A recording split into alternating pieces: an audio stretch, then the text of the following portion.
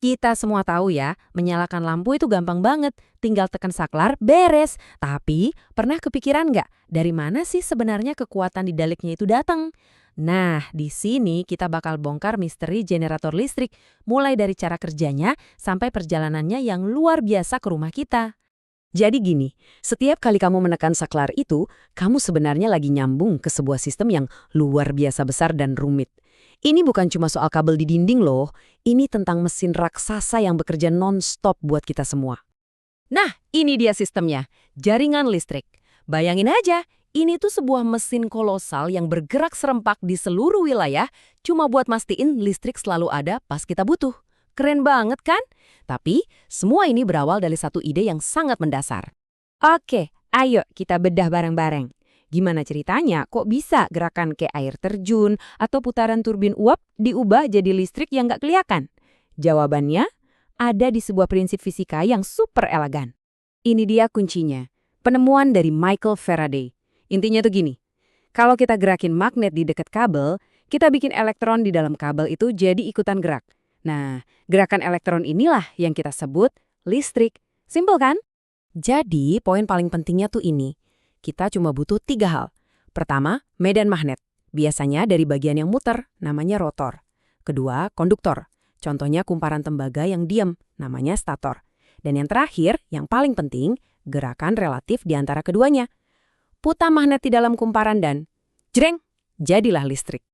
Oke, dari teori, sekarang kita lihat mesin benerannya yang ngerjain semua ini. Mesin yang mengubah gerakan jadi megawatt listrik.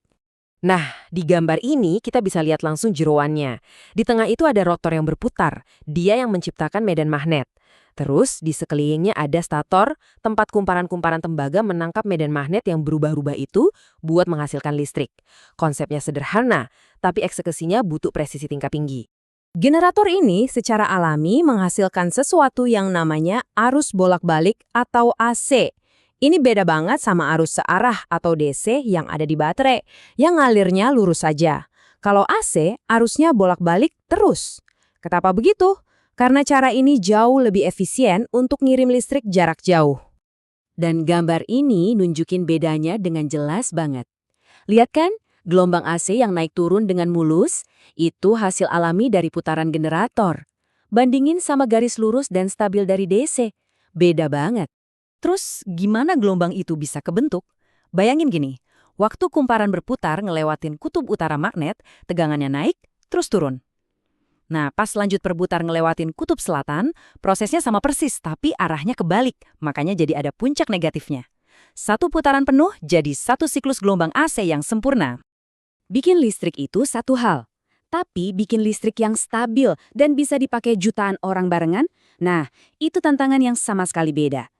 Ini kayak tarian penyeimbangan yang butuh presisi luar biasa. Coba deh, bayangin tegangan itu kayak tekanan air di selang. Nah, tugasnya AVR ini adalah memastikan tekanan listrik dari generator itu selalu konstan, nggak ketinggian, nggak kerendahan.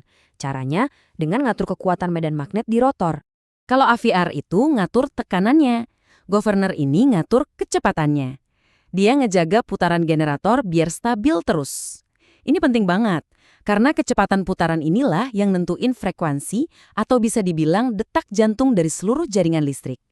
Di Indonesia, detak jantungnya itu 50 Hz. Lihat deh betapa rumitnya sistem kontrol ini. AVR ini kerja terus-menerus loh, dia ngukur tegangan yang keluar, ngebandingin sama standar yang seharusnya, terus bikin penyesuaian dalam sepersekian detik biar semuanya tetap stabil. Oke, jadi kita udah punya generator raksasa yang berputar dengan stabil. Pertanyaan berikutnya, gimana caranya kita nyambungin mesin ini ke jaringan listrik yang udah hidup tanpa bikin bencana? Nah, ini prosesnya hati-hati banget, namanya sinkronisasi. Ada 3 syarat mutlak nggak bisa ditawar. Tegangannya, frekuensinya, dan sudut fasanya harus sama persis antara generator dan jaringan. Kalau satu aja meleset, akibatnya bisa fatal. Ibaratnya kayak nabrakin 2 kereta barang yang lagi jalan kencang. Kutipan ini benar-benar menangkap momen gentingnya. Operator harus menekan tombol tepat pada saat jarum yang namanya sinkroskop ini ada di posisi jam 12, yang artinya semua kondisi udah sempurna. Ini adalah momen yang penuh ketegangan dan butuh presisi tinggi. Nah, setelah generator berhasil nyambung ke jaringan, listrik yang dihasilkannya memulai sebuah perjalanan panjang. Yuk kita ikuti jejaknya dari pembangkit listrik sampai ke colokan di rumah kita. Jadi, listrik itu dibuat dengan tegangan tinggi, terus dinaikin lagi jadi super tinggi buat dikirim lewat kabel transmisi yang panjang. Kenapa? Soalnya makin tinggi tegangannya, makin sedikit energi yang hilang di jalan. Nah, setelah itu, tegangannya diturunin lagi secara bertahap sampai akhirnya pas dan aman buat rumah kita. Diagram ini ngasih kita peta visual dari seluruh perjalanan itu.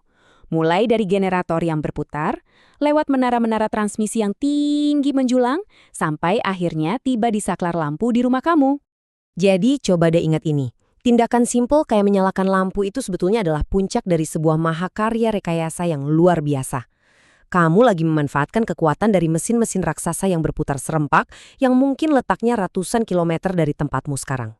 Teknologi inti generator ini sebenarnya nggak banyak berubah dalam 100 tahun terakhir. Tapi kebutuhan energi kita, berubah drastis. Pertanyaannya sekarang, gimana sistem yang super andal ini bakal beradaptasi dengan dunia energi terbarukan yang kadang nggak stabil dan permintaan yang makin gila-gilaan? Nah, itu dia tantangan buat generasi kita selanjutnya.